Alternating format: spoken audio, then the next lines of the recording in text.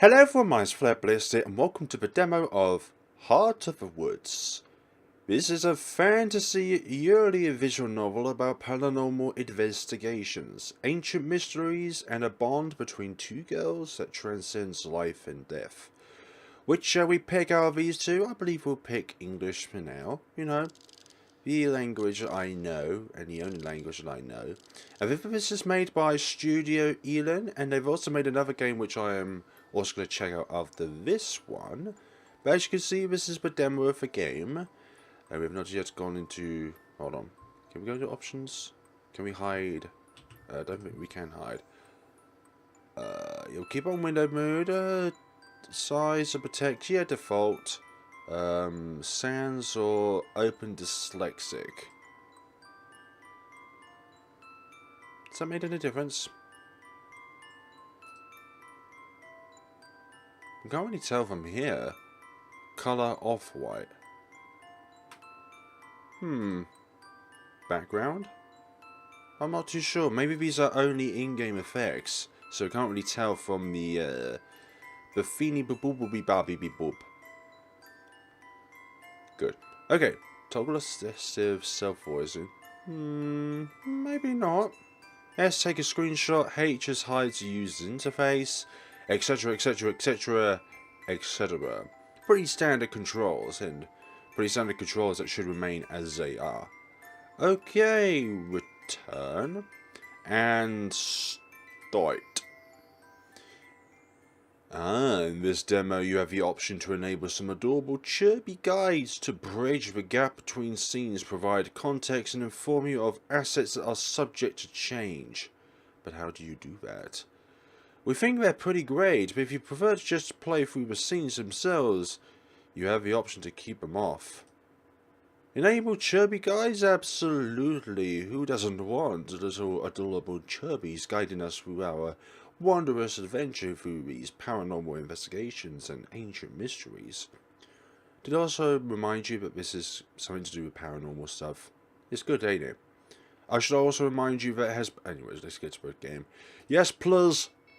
Hello, hey, it's me, Tara, or rather, and I just need to change the volume on my end because it is way too loud. Thank you. Or rather, a cutesy, significantly more marketable version of Tara, and with me as always is my equally marketable co-host Maddie. Thanks for the compliment, I'm touched. We're going to be your guides as you play through this demo, given that the scenes you're going to see jump around a bit chronologically, sorry. We're going to provide some context to help make sure you have the best possible experience without spoiling the entire game for you. Also, if the developers don't have an asset down or something like that, we're going to tell you in advance so you aren't wondering why one of us is wearing an outfit we shouldn't be. Speaking of which, this scene takes place in our apartment. Why are you wearing a huge winter coat? For someone who gets her hair dyed at a salon but insists on cutting it in the bathroom herself in order to ensure she has complete control over her own unique style, I don't think you have any reason to lecture me about fashion. Besides, this scene isn't going to be in the final game. It would be a real waste of space to allocate time and resources to something that's only going to be in a demo, don't you think? What? Ah. So next up, we've got Bigfoot Forever, who asks, are you single? I roll my eyes. We always get a few comments like this when we do a live stream. Ah. Breaking fourth wall here as I'm doing a similar nature except for the public part. Only when the video's released actually. Live streamings and local recordings are both very different. They never seem to bother Tara though. And I need to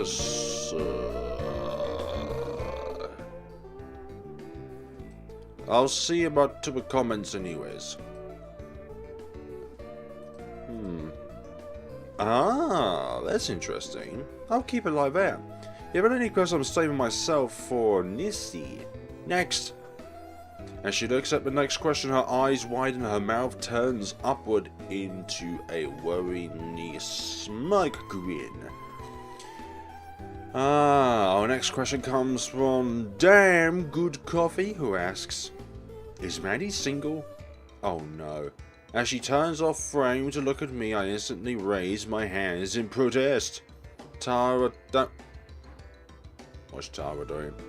Before I can finish my sentence, she leaps from her chair and grabs my arms, pulling me towards her and nearly knocking the camera over in the process.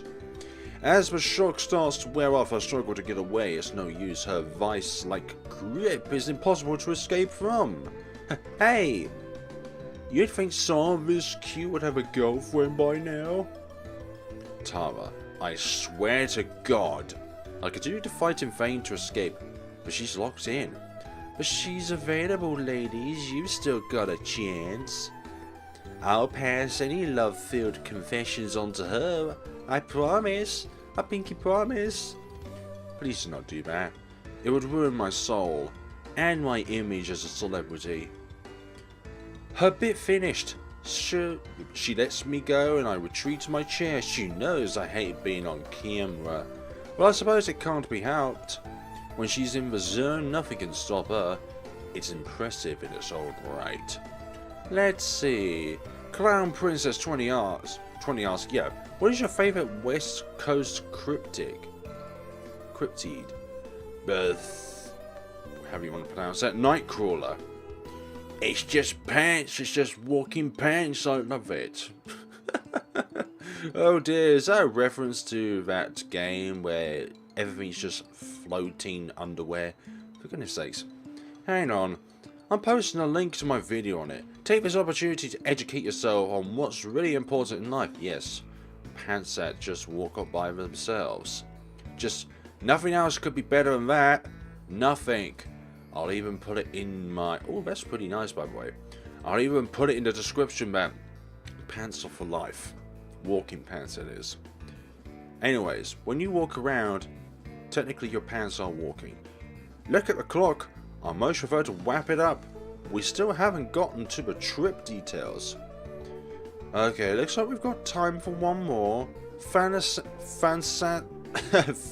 Assassin says, Tara, what's the cryptid? Her mouth widening into her trademark grin, she jabs her thumbs towards herself before poking two fingers out toward the camera. Me, obviously. Me, the one and only me. Watching the chat on my phone, I can't help smiling as I see the feed flooded with hearts and tiny rainbow figures. She always knows how to finish strong. Once the chat starts to calm down, she puts on a mock serious face, pursing her lips and furrowing her brows slightly. If I'm being honest, that's probably the closest to actually being serious she could ever possibly get. Now then, the reason I've called you all here today is to give you a few details about mine and Maddie's upcoming trip to... She looks at me for help. I don't even know why we bother rehearsing details. Eysenfeld. I give an absent-minded thumbs up, not looking up from my phone. Someone has to handle the actual logistics of this thing. Obviously, this isn't our first supernatural expedition. I'm sure you'll remember our incredibly thrilling Mothman hunt. You mean running around West Virginia in the dark and nearly getting arrested for trespassing without finding a shard of evidence? I wouldn't say we didn't find any evidence. I just think it's impossible to verify whether or not what we found was conclusive proof or not. Anyway, the reason this trip is a little different is because we're going to be gone for a while. Our host, Morgan. Shout out to you if you're watching, Mr. Morgan. Ayo, Morgan. Morgan was kind enough to offer us an extended stay in the area to make sure we take in every last bit of magic the forest has to offer.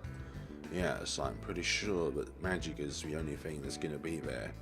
No romance, no love, no nothing, no lewd happenings. The remainder of the time commitment fills me with a wave of regret. I really should have put my foot down harder when I said I didn't want to go. Taking a week-long trip here and there is one thing, but to move to some cabin in the middle of a freezing wilderness is a big ask, even for her. But I suppose, given the circumstances, we should at least soften the blow. Yes, blow. The other big difference with this trip is, and I hope you're all bracing yourselves, we won't be uploading videos until we get back. You know very well that you can stockpile videos, you know. Schedule YouTube to upload the video on a certain day and time, because while you're gone, those videos are just sitting there, waiting to be uploaded. I watch her try not to smile as crying emojis fill the chat. Nothing more validating than knowing people are going to miss you while you're gone, I guess. But I promise we're going to bring back something that'll be worth the wait. Yes, I'm pretty sure. As she launches into an in-depth history of supernatural force phenomenon, I start to tune out. I've got some much more immediate problems to think about, namely how the hell I'm going to keep Tara in check during this trip. The last thing I need is for her to cause trouble while we're stuck in the middle of the woods. The train coming once a month means if things go south, that could lead to weeks of headaches and awkwardness. Yes, awkwardness. Very awkward, lewd awkwardness. Or worse, big lewd awkwardness. It would be so much easier to just let her go off on her own. Let her clean up her own mess. Yes, mess. I'd give just about anything to stay back here, I wouldn't, even if it would be significantly more boring without her around.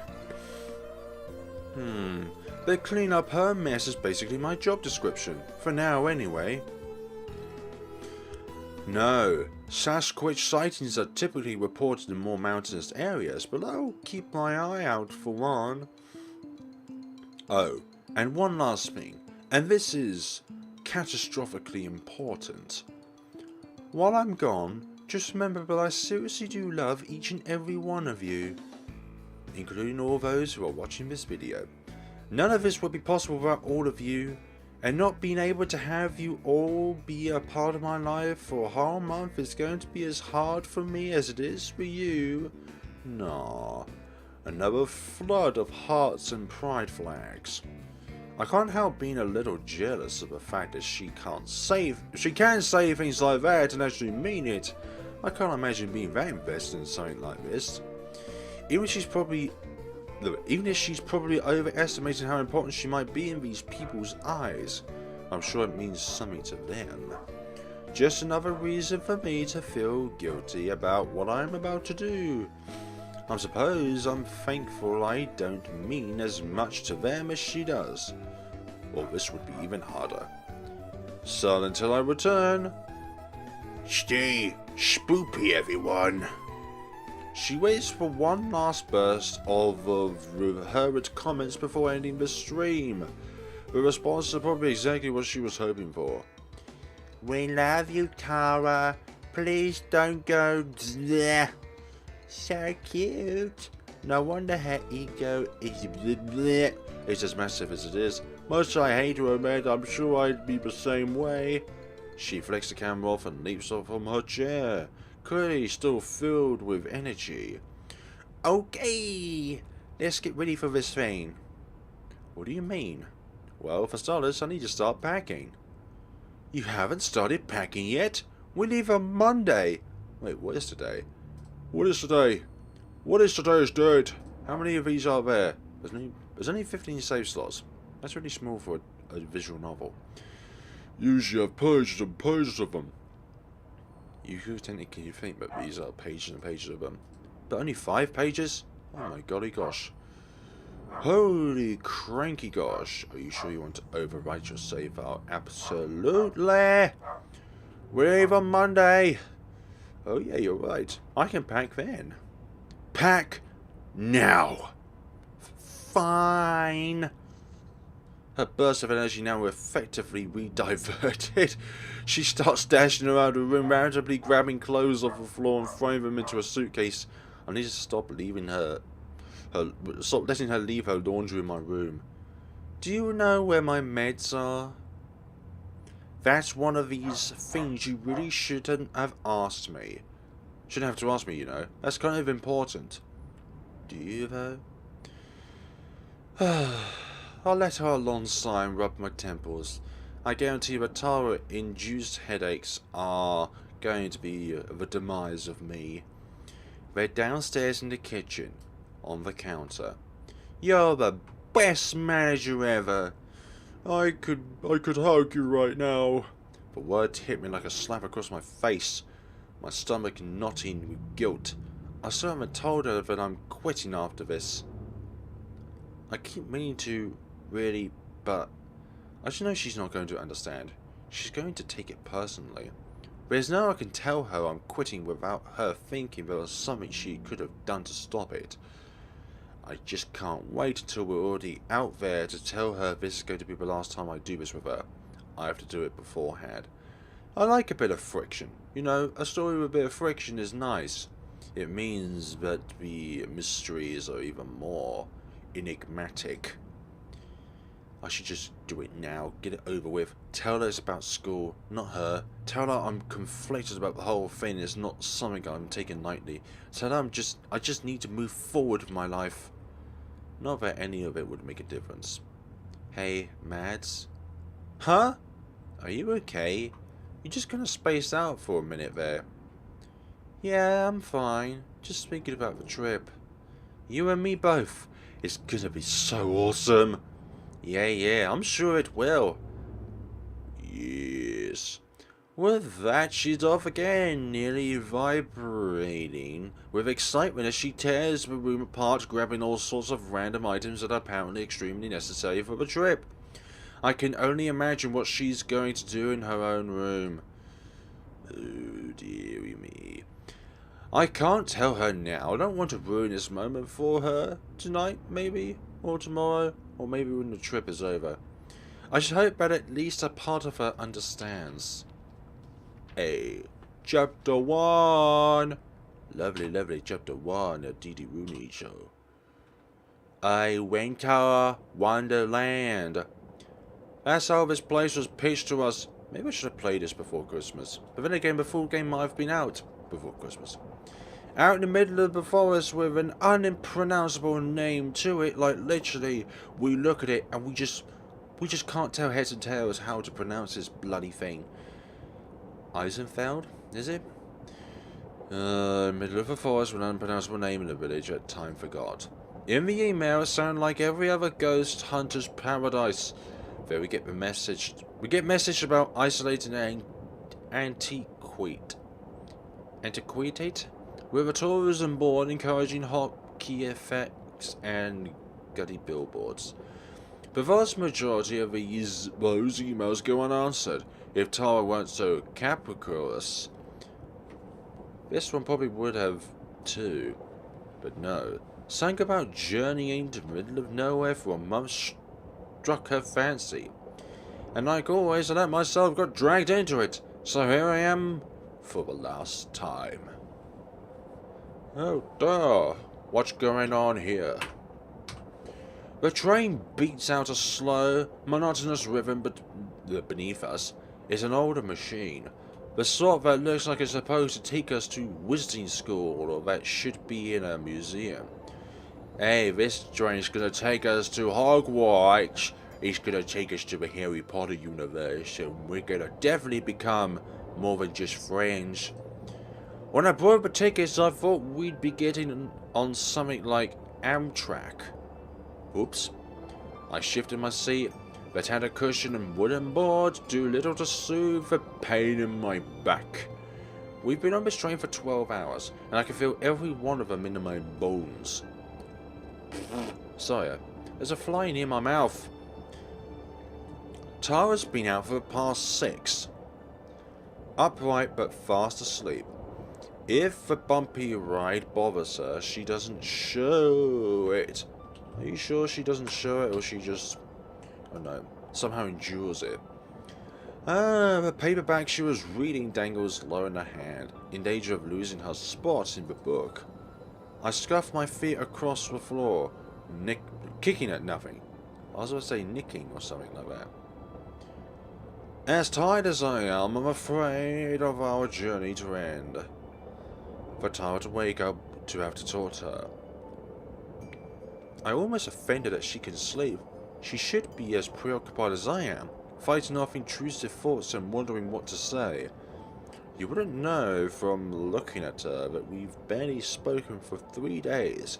That's how long ago I told her that this would be our last trip before the show together, and that I was quitting once we get back home. Everything since then, packing, booking our tickets, finding someone to take care of the cat while we're gone, happened in a blur. We've been cordial, but that's it. My heart hurts, but it tells me I made the right decision. I lean back against my seat and pretend it's comfortable. The cushions are noticeable, nearly as firm as wooden floor beneath us. A heater in the corner hems and howls like an old man, but it's not nearly powerful enough to fight off the chill. So it's the worst of both worlds. It doesn't give us enough heat and it's too noisy. I desperately wish I could sleep too, but one of us needs to be awake when we get to the station, and that should be any minute now. Plus, I've never been able to fall asleep on planes or trains anyways. For some odd reason, I thought my eyes reckoned that I said trans rather than trains. My eyes are sore, and I rubbed one of them as I pressed my cheek to the cold window to wake me up. Outside, it may as well be another world compared to the city we left behind. If not for the moonlight, I wouldn't be able to see anything, but the soft white glow makes the snow and nearby forest glisten like it's under some sorceress's spell. A winter wonderland. The trees are all bare, save for the blanket of snow that covers them. Their empty branches like something out of a kid's Halloween movie, shaking in the wind as if possessed. They seem to stretch on forever, further than I can even see. It's more like an ocean than a forest. Morgan certainly wasn't exaggerating when she said this place was remote. Intermittent lights flicker across amongst trees in the distant darkness, which I assume come from either winter campers or hermits. I'd call them crazy, but I'm about to be doing the exact same thing. Something catches my eyes. Sorry. Only just one eye, the other eye just doesn't. Out in the woods, one of the trees, barely visible, seems to shake in a different way than the rest, as if blown by a different breeze. A thin layer of frost is beginning to form on the outside of the window as I push my face against it, turning to try and find whatever it was I saw. It's gone though. It was almost certainly never even there to begin with. Either my eyes were playing tricks on me, or the moonlight was. I sighed and sit back again, and allow my eyes to barely close. I won't fall asleep. I'll just... I jostled back into alertness as the train lurches harder than before. There's a shrill, whistling sound, and then the shudders of the train grow stronger as we begin to slow down. The driver hits the brakes. We're almost there. Across from me, Tara is undisturbed. Somehow she still hasn't dropped her book. Apparently she's less clumsy when she's asleep. Through the frosted window I can see the lights of what must be Eysenfeld. As we approach the station, they're few and far between, like scattered stars. The buildings appear to be placed sporadically, nestled on and around a hill. As we round a bend, the village goes out to sight once more. I can't really put this off any longer. I lean over and shake Tara's shoulder. Hey, wake up! We're almost there now, honeykins. You do know that this is a Yuri visual novel, or just a Yuri game in general. Without opening her eyes, Tara mumbles a response. How close she's almost. Seriously. I don't know, a couple minutes? Okay, I'm getting up. She isn't getting up. I mean it. If you sleep through a stop, we're just going to... I'm up, Mads. She finally opens her eyes. I cut off the end of my sentence, not sure if I was serious or not. I like taking screenshots, okay. We're not even there yet, and we're already snappy. God, I wish I could sleep. Just a little longer, I tell myself. You excited? A little bit. Lie. You? Kinda nervous still. What is there to be nervous about? We've done this 1,000 times. And would you wake up? Yeah, well, this isn't like those other 1,000 times. And you know that? She shrugs again, not meeting my eyes. I don't know, Maddie. I'm sorry. Let's chill. Yeah. Sorry. We lapsed into silence. At least when she was asleep it wasn't awkward. I just want off of this train. I want to be distracted by going to the cabin and taking in the new sights. Any minute now. Hey, listen. Yeah? I know you're like, not super thrilled to be here. She pauses, likely hoping for me to disagree, but I don't. Let's just be cool, okay? Let's just try to have a good time. I breathe a deep sigh and let it out slowly. She's right. I'm committed to this trip. I can at least make it easy on myself. Yeah, okay. Sorry for getting... I'm tired. I feel you. Hey, how do I look? I think you look absolutely dazzling, Tara. Like you just slept for 6 hours on a train. That bad, huh? She messes with her hair in some attempt to improve its state. The results are unnoticeable at best. Hopefully it's good enough for Morgan Fisher. Morgan Fisher.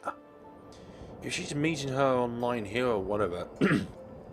Well, maybe she's one, but Tara's getting... Anyways, if she's meeting her online hero or whatever, then I doubt she'll care that your hair's a mess.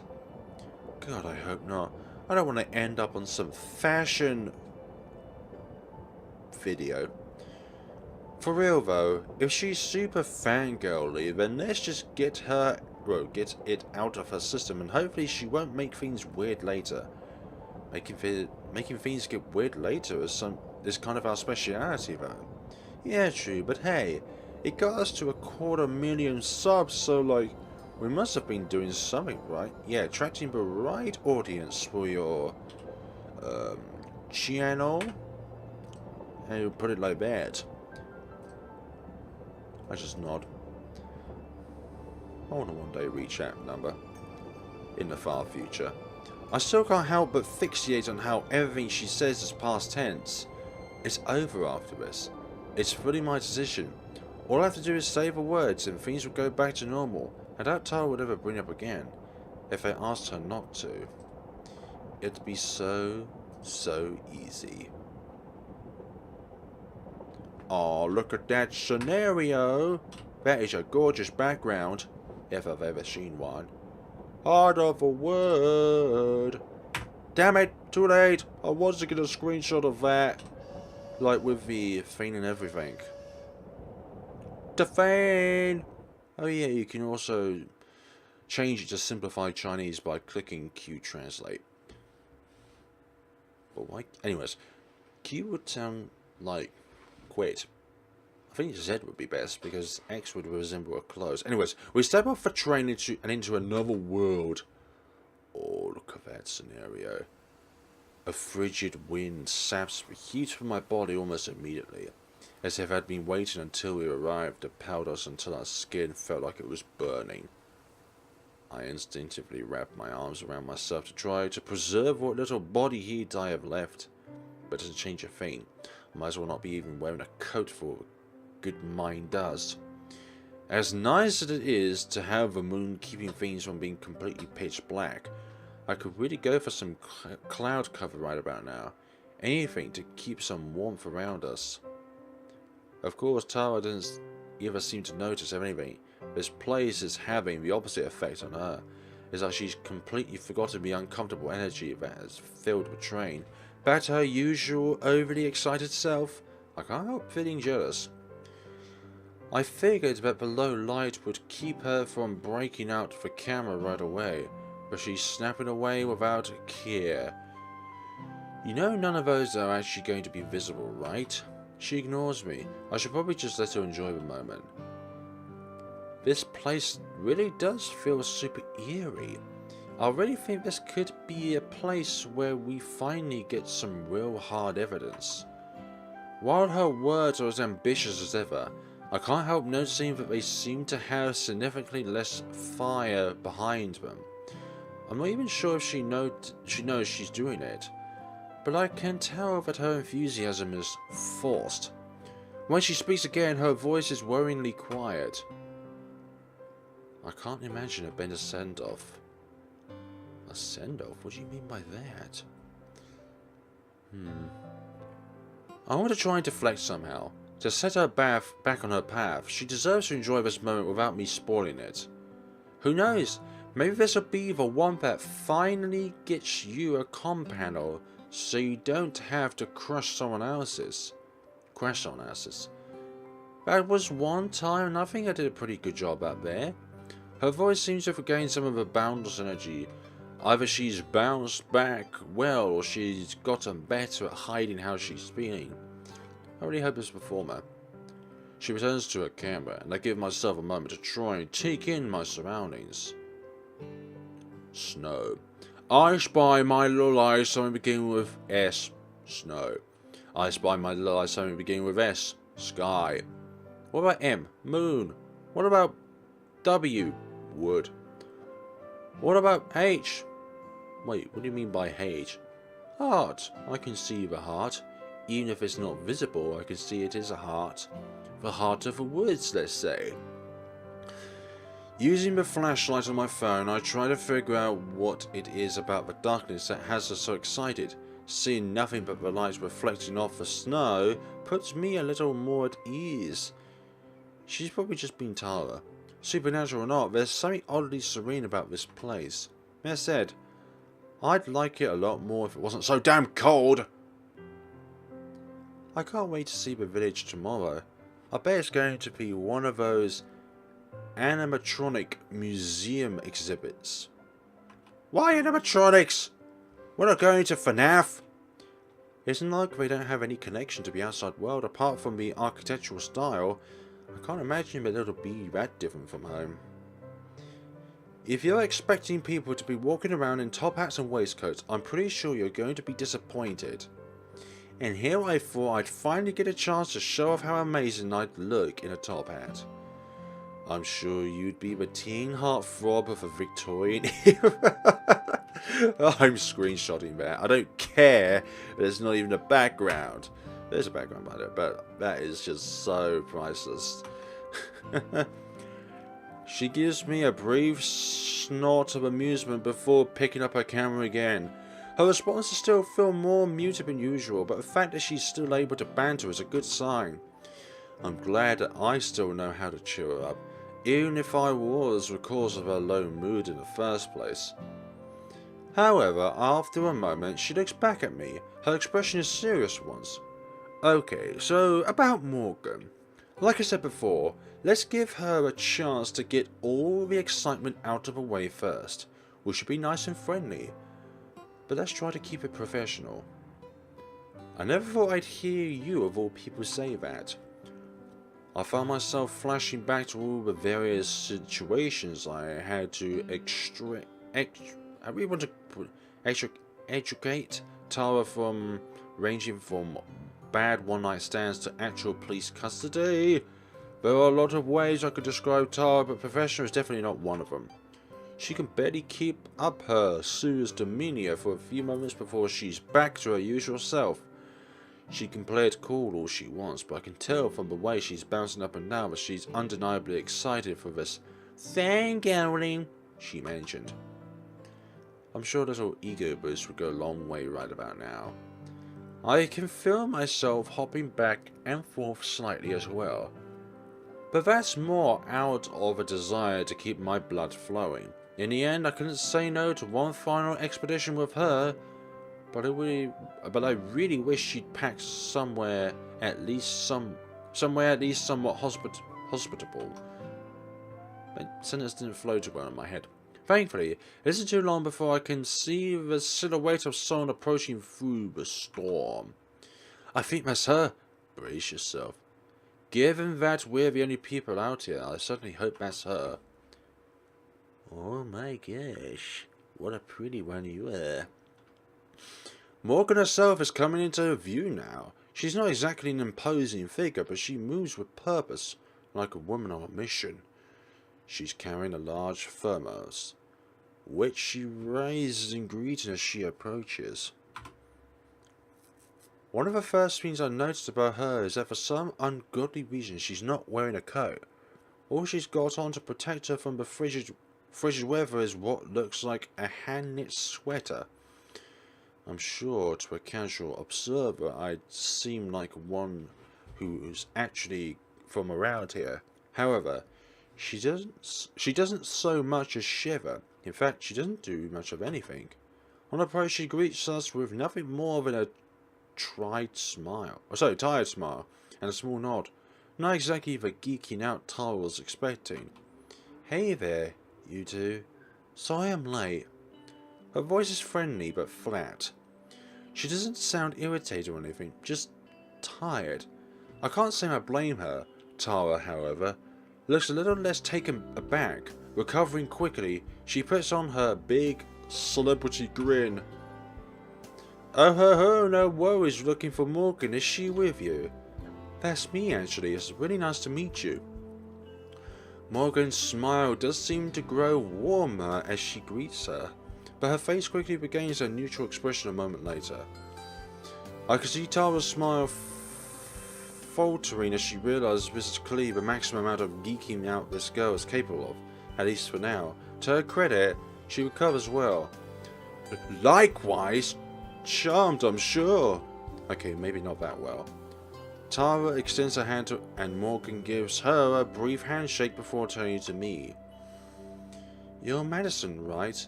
I think we spoke already. Just Maddie is fine. Nice to meet you. She shakes my hand as well. It's a firm, friendly handshake that ends as quickly as it began. Before she continues, she takes another sip of her thermos. I have to stop myself from asking for some as well. Not even Tara would be that brush. It really is nice to meet the two of you. I'm sure you had a lot of invitations, so I'm glad you settled on mine. Are you kidding? Remote village in the middle of a huge forest? There's no way I'd pass that up. I've heard all kinds of stories about the kinds of things people see in woods like these. Hopefully not too many, or I won't have any of my own to offer you. Oh, I'm sure you've got something or other for us. Real smooth, Tara. So much for being professional. I can see Morgan's mouth twitch slightly at the comment. I can only hope it was something closer to a smile than a grimace. At the very least I can show you around the village. There isn't too much out of the ordinary there, but I'm sure you can find a few things that interest you. That would be wonderful. I'm sure we'll enjoy a bit of sightseeing during the few moments when Tara isn't off chasing spirits around in the woods. Morgan lets out a small chuckle before almost instantly regaining her composure. Tara flashes me a look of mock annoyance for the slight. However, I'm pretty sure I can detect a little bit of real annoyance with the fact that I've gotten more of a reaction out of Morgan than she has. It's about a half-hour's carriage ride to the cabin. If you guys want to head out, do you need help with your bags at all?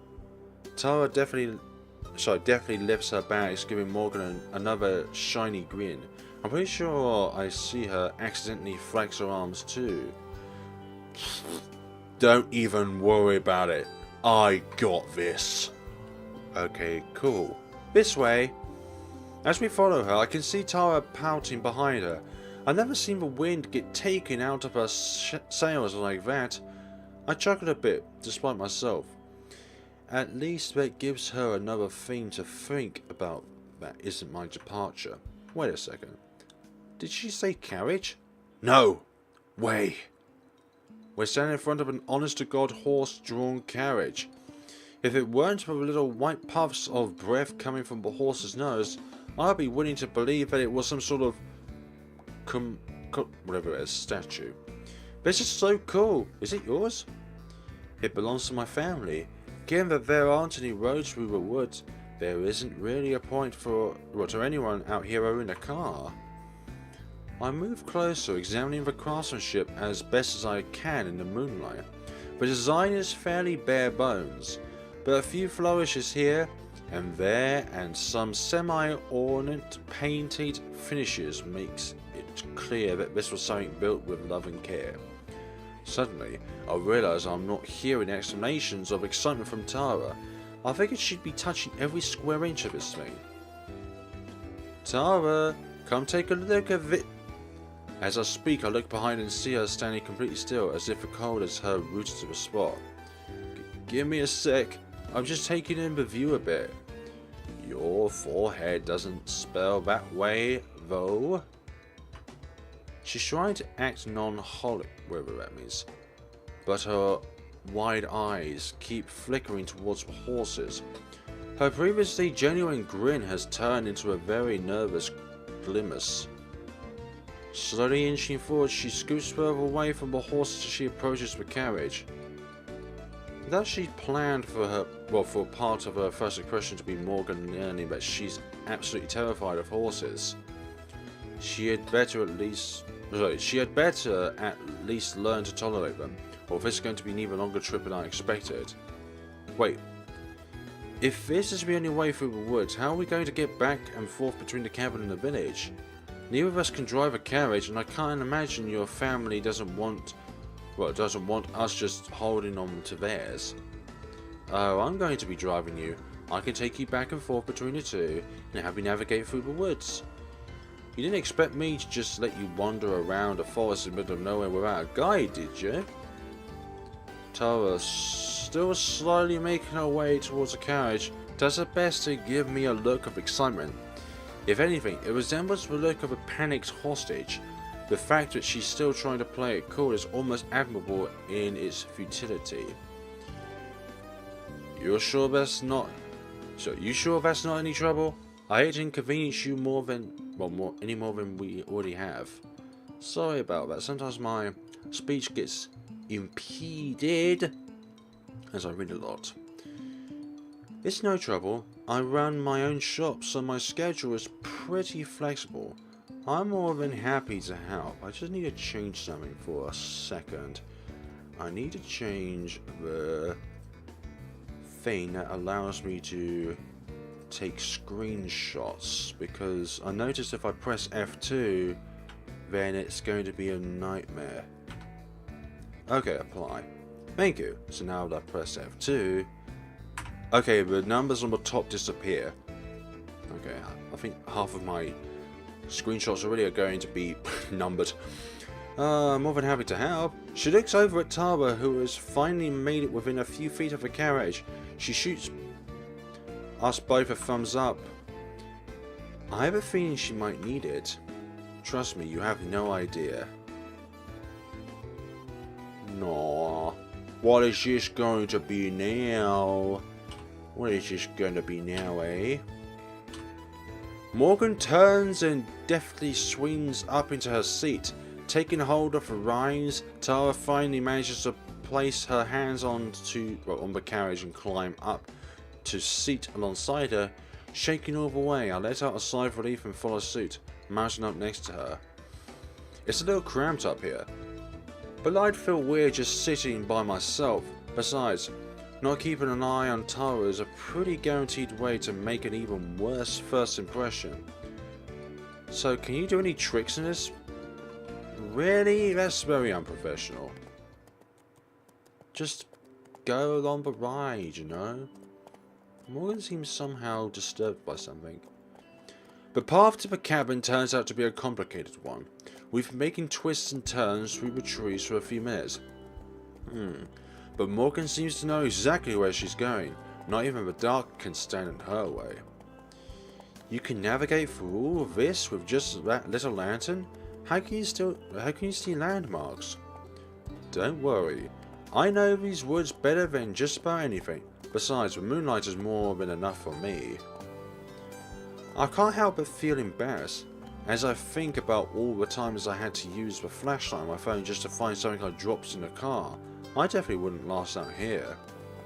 Looking over, I can see that Tara is anxious to start asking Morgan a very long list of questions about the woods. After that fubbled introduction, she's clearly a little less gun-ho than usual, but I know that won't stop her. As such, I should probably get my handling on the actual adult stuff out of the way quickly before it gets lost in the noise. So, the cabin we're going to be staying at. What's the situation as far as modern amenities go? Don't worry, it's nothing too primitive. My family owns it, so they keep it up. But we don't really use it anymore. It's got running water, heat, electricity, if it works. Internet too, at least when the weather's feeling cooperative. I should probably warn you right now that you're not going to have much luck with your cell phone. Reception out here is pretty much non-existent. There is a landline in the cabin though, and I'll leave you my number so that you can reach me in case of an emergency. That's perfect, thanks. Perfect, sorry. Perfect. Thank God, I was terrified that we might be walking into some sort of dilapidated death trap. So while we're on the way, could you tell us about some of the specific supernatural occurrences you've seen out here so far? I gently elbow in the stomach in a gesture, but I hopefully effectively communicates, let me talk about the actual important stuff first. However, Morgan doesn't so much as flinch at the question. If anything, she actually seems a little excited to talk about it. Her eyes seem to lose a bit of their constant drowsiness, and she sits up perfectly straight. She's been waiting for this. Well, we have a lot of freak weather events. Strange storms that appear and disappear, or are localized to certain parts of the forest in ways that shouldn't be possible. Tara nods pensively, ready to start pressing for details. I realise my questions are going to have to wait, so I decide to just let the two of them run their course. Sometimes when I walk in the woods I can see strange lights here and there, like tiny little stars inside the forest. I've never been able to get close to them. I raise an eyebrow but don't say anything. We've had countless cases of strange lights before, all of which have ended with a rational explanation. That doesn't seem to dampen Tara's spirits though. I can feel myself starting to drift. The steady, mild, bumping sensation of the carriage combined with the exhaustion of the journey threatening to make me fall asleep right here and now. I'm sure they can wake me up when we get there. There's also my cat. Your cat is a supernatural occurrence? She can talk, so I'd say so. Her words snapped me out of my trance looking over at her. I expect to see her holding in a laugh or sporting some kind of mischievous grin, but her face is as serious as it has been since we arrived. Your cat can talk? Like, talk the way a human does? Yeah, she's very well spoken in fact. Shame she's only got a portion of the lifetime that we have as human beings. I try to hold a sigh. I should have known she was going to be one of those fans. Some people who invited us out tend to be a little strange. It's happened plenty of times, and while this meeting is definitely more unique than any previous one, I'm not too shocked by it. Tara, however, instantly perks up once her words sink in. She can't actually believe her, right? So could we talk to her? She won't mind if I ask her a few questions, right? Usually she only talks to me, but I can try to convince her. The whole thing is clearly some kind of joke, but Tara's absolutely taken in. I can practically see the wheels turning in her head as she plans out her follow-up questions. That's never good though. No, go away, fly. There's a fly near my microphone. So, do you have any ideas about what could it be? What could be causing it? Soaking her diet, maybe? I don't think so. Have you been feeding her some kind of special Eysenfeld cat food? Can I try some? Okay, I think that's enough of that. When Tara starts talking about eating cat food, it's time for me to exercise a little diplomacy and move the conversation forward, crazy or not. I think we should move on. So, what kind of things does she talk to you about? Just about our lives for the most part. I figure you'd be better off hearing it from her rather than me. I'm sure that'll be illuminating. I'll say, if there's something that paranormal in the village itself, you must have seen way crazier stuff in these woods. She starts to gesture as she talks, pointing back towards the village and swinging her arms around as she mentions the woods. Morgan hitting her with something concrete has definitely put her back into her element. In a way, I suppose it has for me too. I couldn't get a read on her when we arrived, and now that I know she's probably crazy, I at least know what we're dealing with. Well, there's one pretty major thing, but you probably won't believe me. I wouldn't have come out here if I didn't believe you. Anything you have to say, I want to hear. I can't detect a hint of... how do you want to pronounce that? In her voice. Either she really believed this girl, clinicalism. Either she really believed this girl she just met a talk... Either she really believed this cat she just met has a talking cat, or she's given a performance worthy of an Oscar. Are you sure? 100%, 110% lay it on me. She winks at her and flashes her finger guns back in celebrity mode. Tara's good at recovery restraints. Never seen her recover on this level with such speed. But as I watch her lean in towards Morgan to make sure she catches her next statement, I realise another possible reason for a passionate response. If there's one thing she loves more than hearing strange stories, is trying to impress a cute girl. Maybe Yuri thing is happening between Tara and Morgan rather than Tara and oh, for goodness sakes. Oh, I've forgotten your name now. Well, one of the main reasons I called you out here is I'm not sure if it has a name, but I think it's some kind of forest spirit. Spirit? Like a ghost or something? Maddie, there you go. No, something physical. Some sort of massive creature. Like the forest came to life. Okay, this is new. Even the crazier fans don't get this outlandish. But Tara's absolutely eating it up, no matter what her reason is. I'm glad she's having a good time. It means I can stay out of this conversation. It's a lot harder to pretend to believe things when I'm this tired. Is there anything else you could tell me about? Does it speak or anything? Have you managed to interact with it at all? Is it more kaiju-sized or more basketball player-sized? Ah, you're talking basketball player size isn't very, very tall. I've only seen it once, unfortunately, so I don't know too much about it. I've searched for it a number of times since, but without any results. Who knows? Maybe you two will have better luck than I have. That's what you're best at, isn't it? In terms of talents, I'd say it's certainly up there.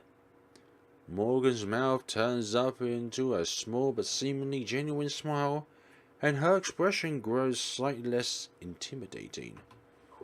I knew you'd believe me. Nobody else around here does. I can't imagine why. I feel a pain of guilt as that thought crosses my mind. As crazy as her stories sound, it can't possibly be easy feeling rejected in a community this isolated.